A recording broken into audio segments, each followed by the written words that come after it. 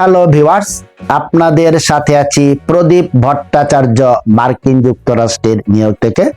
সকলকে সুস্বাগতম। আশা করি দেশে বিদেশে যে যেখানে আছেন সুস্থ এবং নিরাপদে আছেন। আজ নিউ ইয়র্কের হাডসন রিভারের কিছু অপূর্ব ভিডিও আপনাদের জন্য উপস্থাপন করব। আশা করি ভিডিওটি আপনাদের ভালো লাগবে এবং মনোযোগ দিয়ে শেষ অবধি দেখার বিনীত অনুরোধ জানাচ্ছি। এটা হলো নিউ ইয়র্কের হাডসন রিভার। আমি যেখানে দাঁড়িয়ে ভিডিও করছি এটা হলো নিউ ইয়র্ক সিটি।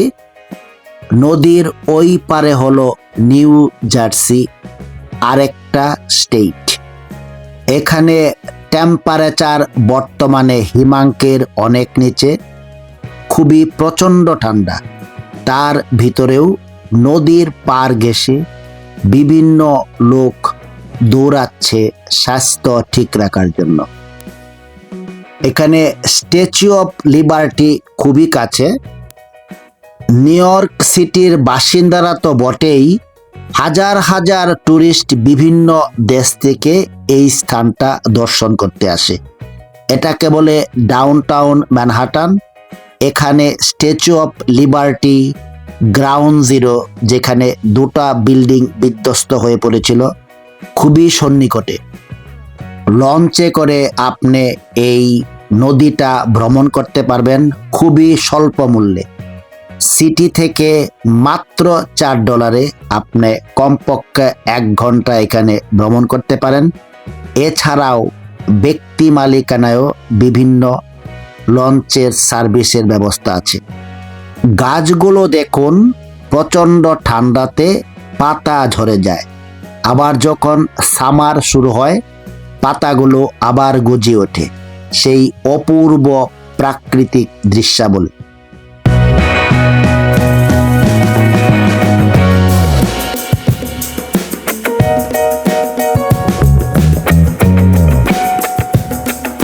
এগুলো হলো রেসিডেন্সিয়াল বিল্ডিং। এক একটা অ্যাপার্টমেন্টের ভাড়া আপনাকে গণতে হবে $4,000 থেকে $5,000। নিউ ইয়র্ক সিটি খুবই এক্সপেন্সিভ। অতি উচ্চ বিত্তের লোকেরাই এইসব এলাকায় বসবাস করে। এছাড়া বিশ্বের অনেক জায়গাতেই অস্থিরতার কারণে ধনী ধনী লোকেরা এইসব জায়গাতে এসে বসতি স্থাপন করে।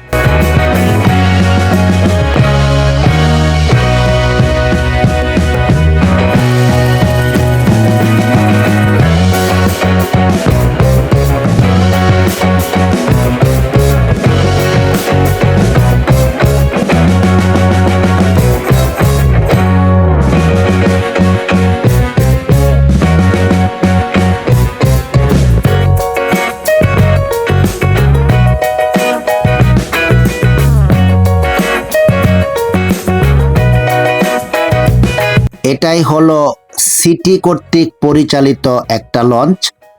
মাত্র $4 আপনি ঘন্টা খানিক ভ্রমণ করতে পারেন এই লঞ্চে। নদীর নাব্যতা কিন্তু অনেকখানি গভীর। এই নদী দিয়ে বড় বড় লঞ্চও যাতায়াত করে। এখান থেকে বড় বড় লঞ্চে ক্যারিবিয়ান সিটিতে প্যাকেজ ট্যুর থাকে। জনপ্রতি $1,000-1,500 ব্যয় করে আপনি সপ্তাহ খানিকে ভ্রমণ করে আসতে পারেন। খুবই আনন্দদায়ক ভ্রমণ। সারা পৃথিবীর টুরিস্টরা এভাবেই নিউ ইয়র্ক সিটি এনজয় করে।